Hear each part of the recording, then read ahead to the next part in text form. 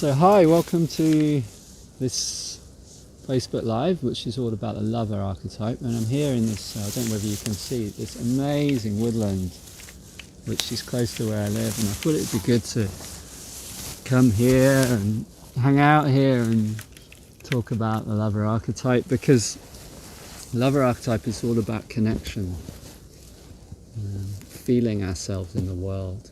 So it kind of feels like a good spot to be sat out here.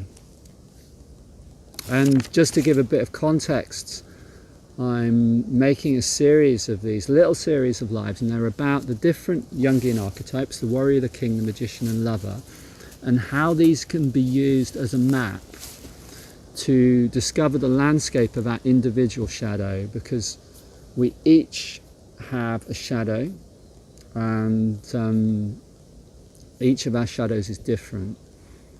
But it's really hard to know what it is that we're hiding, repressing and denying within ourselves. So this map can offer a lot of insights. And we all have a shadow, we've all got one, right? So whoever we are, there'll be parts of us, there'll be energies, there'll be part of our life force that we've learnt to block. And by doing shadow work, by working with our shadow, we can begin to bring home those energies and use them in our lives for what we really want to do, so we can be more ourselves. So that's what this work is about. And today I'm going to talk all about the lover. Just going to check this recording. So the lover archetype is all about connection. It's the lover that allows us to connect with ourselves. So to be able to have a felt sense of this feeling body, to be in our bodies, to be able to feel ourselves, to be able to connect with the people around us, with our friends, with our lovers, relationships, with our families, and to be able to connect with the world. So as I sit here in this woodland, it's the lover within me that can have a connection, sense this connection with the nature that's around me.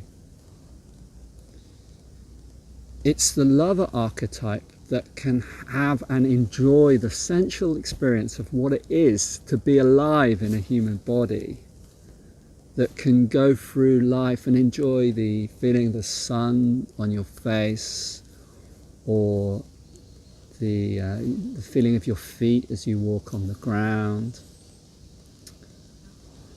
to commune with the world, to be in the richness of life and experience that and enjoy that. The lover archetype gives you that.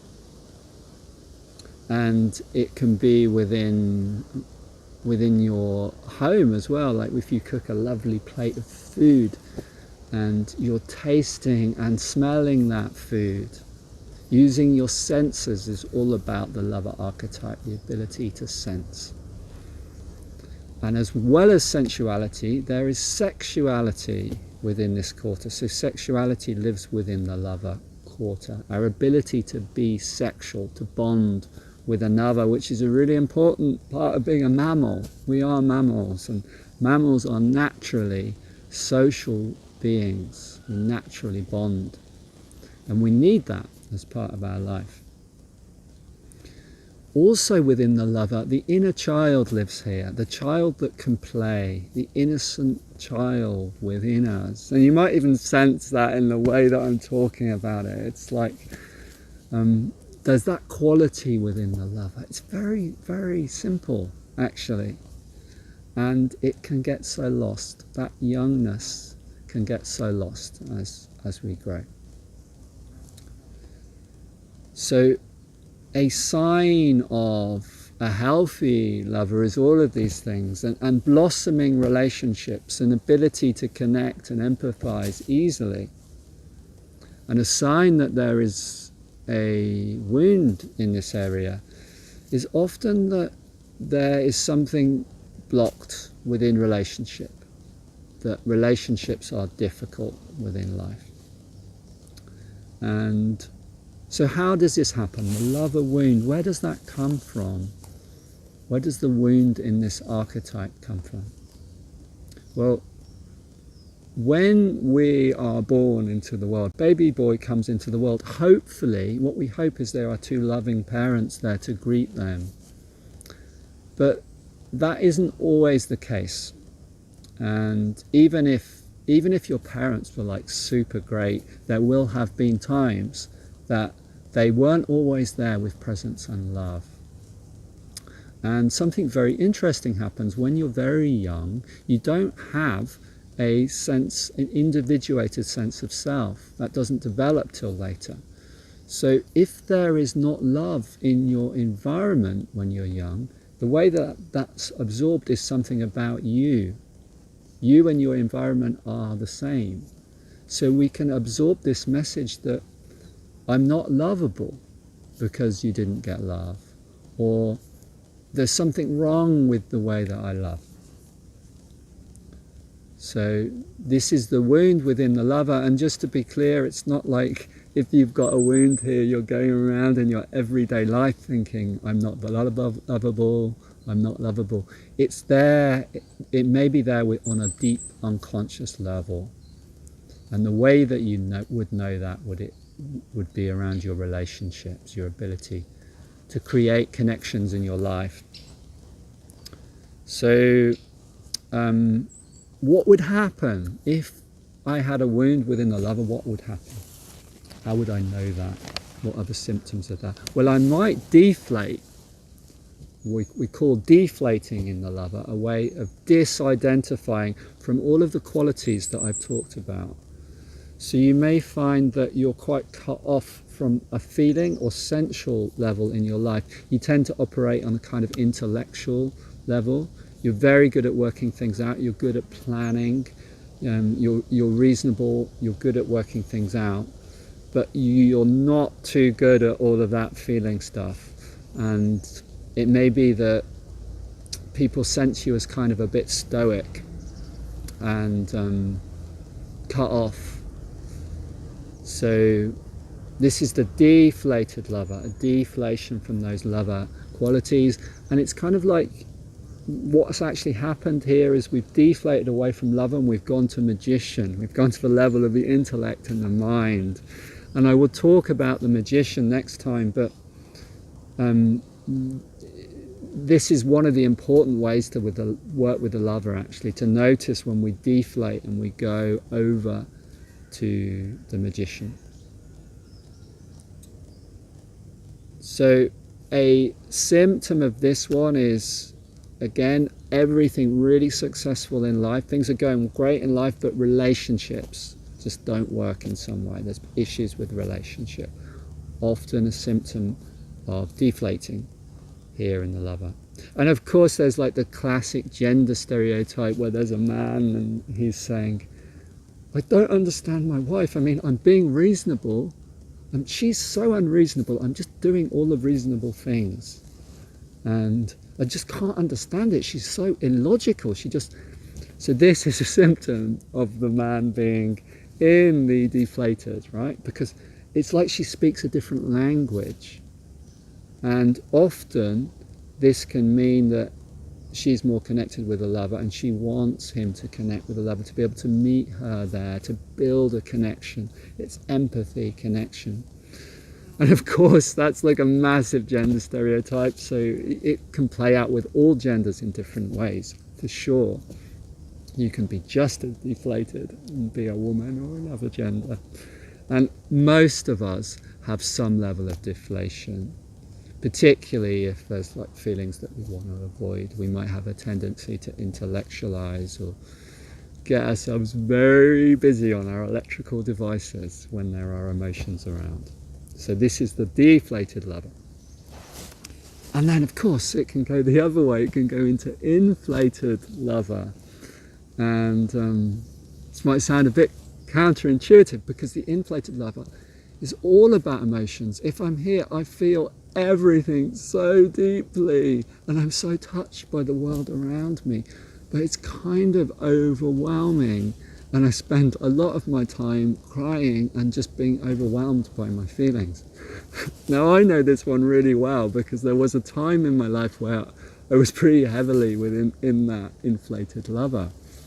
And it may seem, actually, for people who are deflated from that perspective, it can seem like it's a good place to be because there's a lot of feeling. But if you've been there like I have, you know that it's not actually that useful, because even though you emote, and even though you hold the belief that if you feel deeply enough and cry enough, that will clear it all out, it doesn't actually make a difference.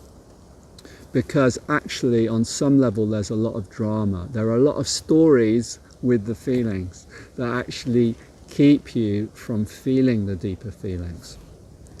And within the inflated lover, there's a lot of, it can be like, I'm a victim here. Like, I really want you to save me. Please, please save me.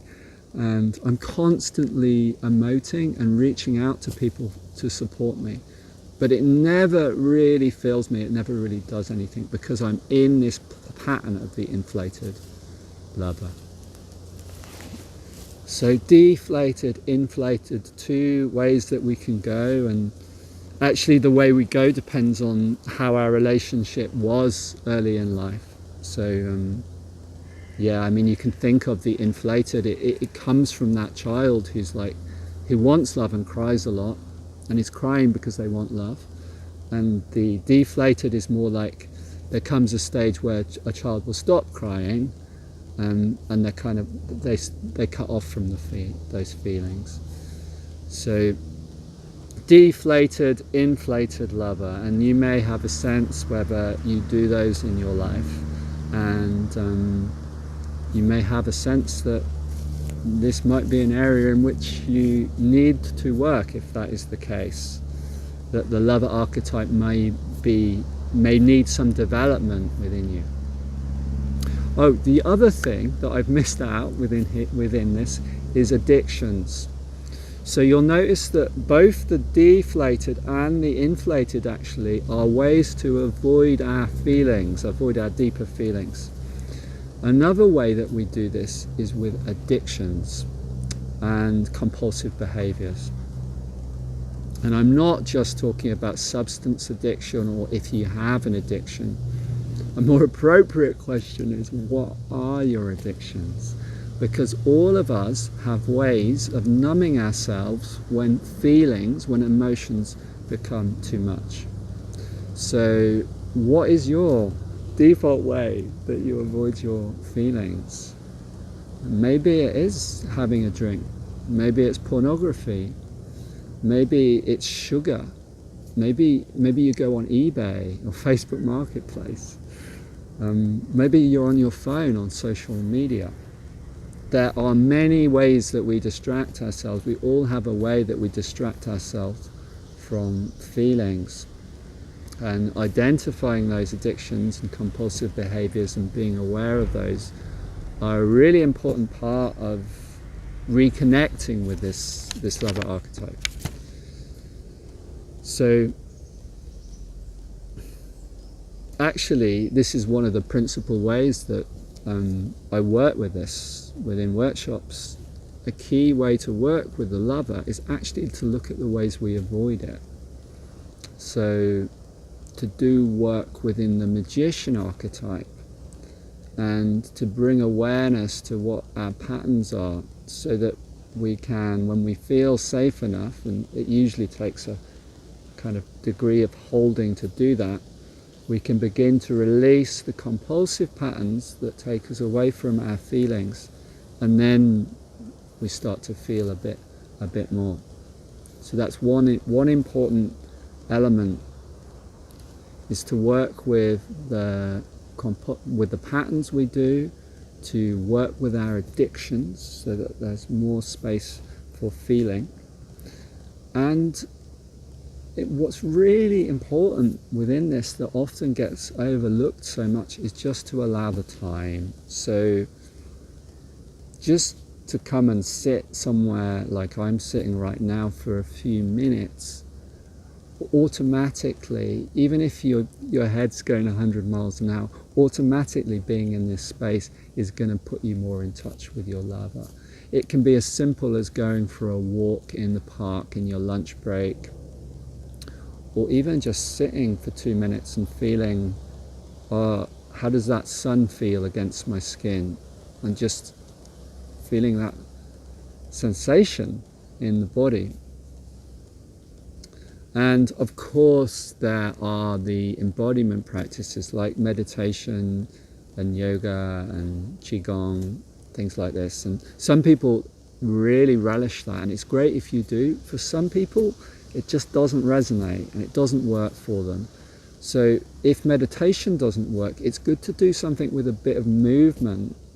So it may be that going for a run or a walk, or dancing or singing, or doing another physical activity, anything that brings you into a felt sense of your body is going to be helpful for getting in touch with this archetype, for bringing up the lover archetype. And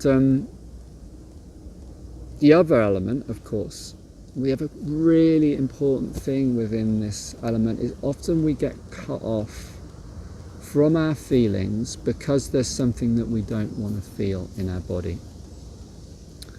And we say that the access emotion in the lover is grief. Now that doesn't mean that if you are in touch with the lover archetype you're going to be sad all the time.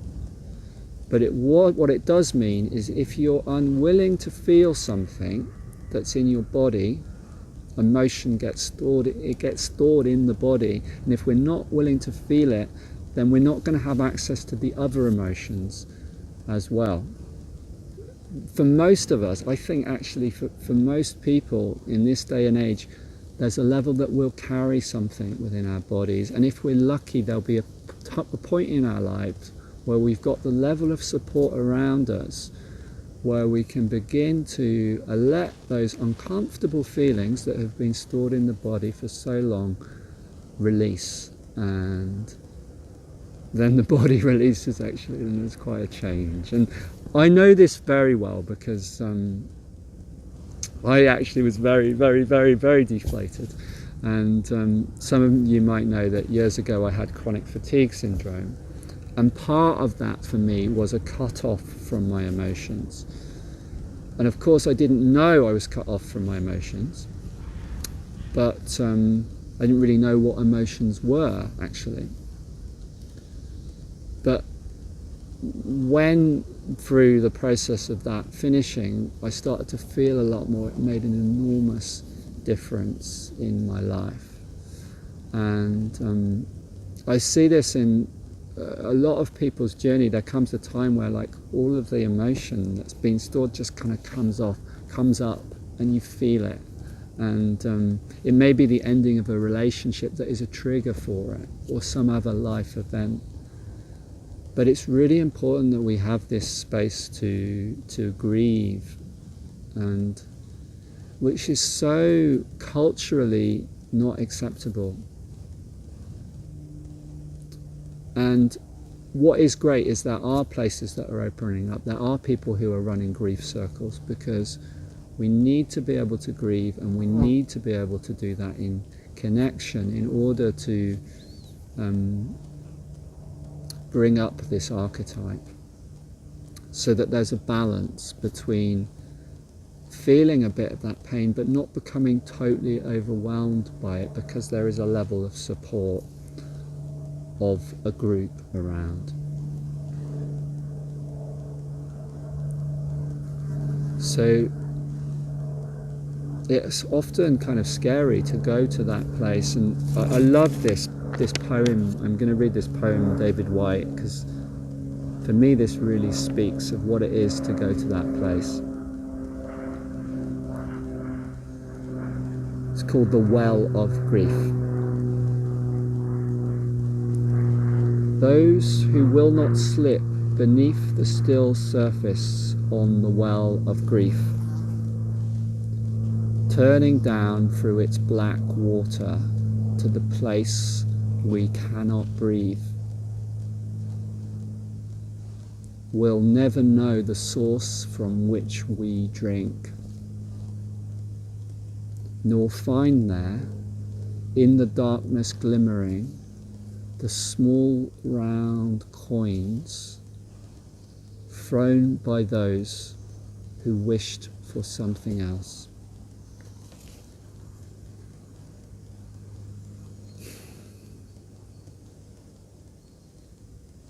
Yeah, appreciation to David White for that. And are we willing? Are we willing to go to that place, to go down into our grief? And it's not just the grief of what we've lost, but it's also the grief of what we never had, what we were never allowed in our lives. Maybe like things we didn't get in childhood, or we didn't get to explore in our lives. And grief about the world too, what's been lost in nature collectively. So as we begin to do this work, as we begin to go there and we find these small round coins glimmering, what's glimmering down there in the lava? Wow, it's all of this, right? It's all of this ability to experience life that can just pass us by. We can miss life if we're not able to really feel. So when we work with the lover, when we bring it back on board, we're able to enjoy the sensual experience in our lives, and we're able to build connections with other people easily. So this is like the biggest thing that can change the way that our relationships are going. And as well as that, our connection with ourself, with our own body, so we come to know ourselves on a deeper level. And this is really useful because we get an embodied sense of who we actually are in the world. And I think this is really important, kind of knowing like, what's my life purpose? What am I here to do? Or even what am I going to do today? It's hard to answer all those questions on an intellectual level. When we've got the lover on board, it offers a different way in. It actually offers a different way into the other archetypes, the magician and the king and the warrior. So it offers a beautiful way to deepen our healing journey when we connect with the lover.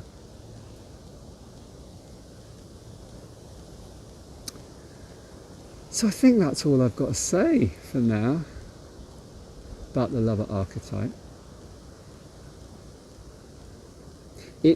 Words don't really, you can't really learn it from words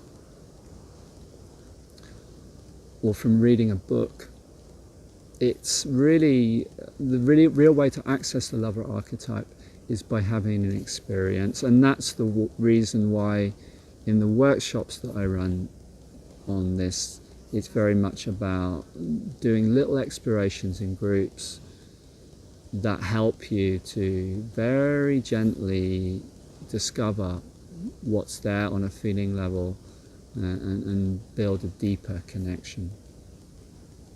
So there is one workshop that I have coming up in November, which is specifically focused on the lover archetype, and it's called Touching the Love Within You.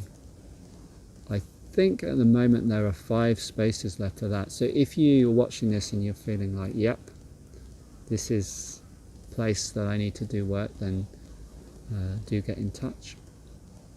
And I will come back, I think probably next week I'll do the next one, and I'll talk about the magician. And they kind of, you'll see how they kind of work together.